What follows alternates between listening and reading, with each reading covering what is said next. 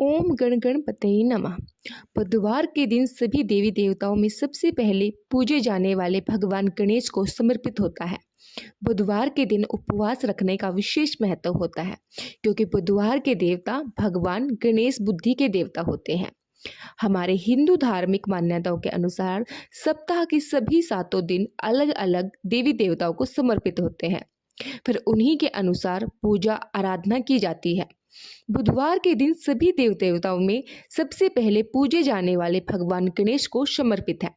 बुधवार के दिन उपवास रखने का विशेष महत्व होता है, क्योंकि बुधवार के देवता भगवान गणेश बुद्धि के देवता कहलाते हैं। ऐसे में बुधवार के दिन व्रत रखने पर जीवन में सुख समृद्धियां आती है और समय मंगलमय रहता है। ऐसी मान्यता है, जो व्यक्ति बुधवार के दिन व्रत रखता है और पूरे दिन भगवान गणेश की साधना करता है, उस व्यक्ति के जीवन में कभी भी धन और धान्य की कमी नहीं रहती। विशेषकर माताओं को अपने बच्चों के लिए बुधवार को व्रत जरूर रखना चाहिए। जिनके बच्चों की विवाह शादियां नहीं हो रही है या कोई नौकरी नहीं लग रही है, उनका कोई काम नहीं बन रहा है, तो माताएं अपने बच्चों की मनोकामना के लिए, उनकी सुख समृद्धि के लिए बुधवार को व्रत जरूर रखिए और गणेश देवता उनकी मनोकामना को जरूर पूरा करेंगे। तो चलिए शुरू कर लेते हैं बुधवार व्रत कथा। इससे पहले मैं आपको बता दूं कि आपको पूजा पाठ कैसे करनी है। तो जो नॉर्मल हम और व्रतों में जैसे पूजा करते हैं सुबह के टाइम, ऐसे ही हमने स्नान करके अपने मंदिर को अच्छे से साफ करके गणेश जी का पूजन करना है। उस दिन हमने गणेश जी को दुर्वा जरूर चढ़ानी है। गणेश जी को दुर्वा हमेशा 7, 11, 21 की संख्या में चढ़ाई जाती है। अगर आप व्रत रखते हो तो आपको दुर्वा जरूर समर्पित करनी चाहिए गणेश जी महाराज को। इससे जो आपकी मनोकामना अतिशीघ्र पूरी होगी।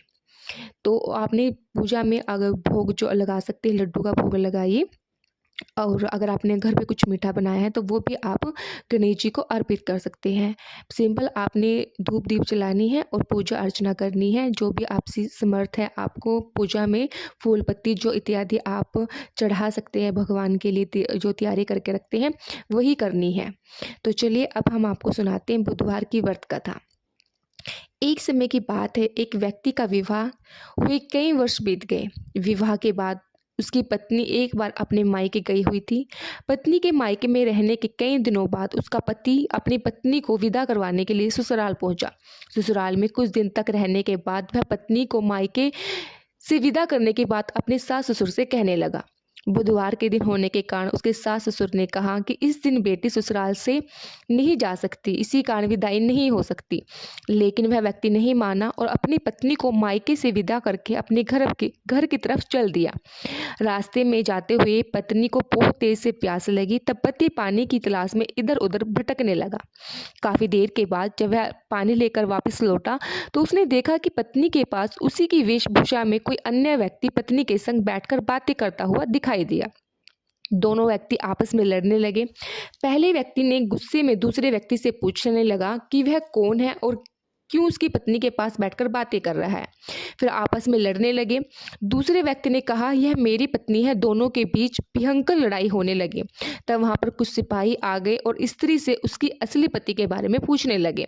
दोनों व्यक्तियों को देखकर स्त्री हैरान हो गई। वह समझ नहीं पा रही थी कि मेरा पति कौन सा है। वह दुविधा में पड़ गई, क्योंकि दोनों एक जैसे ही लग रहे थे। तब पहले व्यक्ति को परेशान होकर मन में कहा कि भगवान, यह सब आपकी लीला है। तभी आकाशवाणी हुई कि बुधवार के दिन पति पत्नी को विदा करवा कर नहीं लाना चाहिए। यह सब सुनकर पहला व्यक्ति समझ गया, यह भगवान बुद्ध की लीला है। फिर वह व्यक्ति बुद्ध देवता से प्रार्थना करने लगा और क्षमा मांगने लगा।